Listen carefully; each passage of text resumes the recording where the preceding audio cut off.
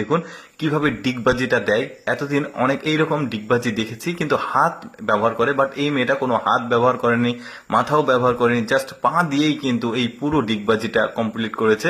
তারপরে এই লোকটার দক্ষতা তো আরো চমৎকার। দেখুন কিভাবে বৃষ্টির মধ্যে এই লোকটা তার কৌশলগুলো দেখাবে। দেখুন কিভাবে সে ঘুরছে, বেশ চমৎকার, প্রবল বেগে বৃষ্টি হচ্ছে। এবার যেটা দেখবেন সেটা তো আরো অবাক করা। দেখুন পিঠ দিয়ে সে নিজেকে, পুরো শরীরটাকে ড্রপ করছে।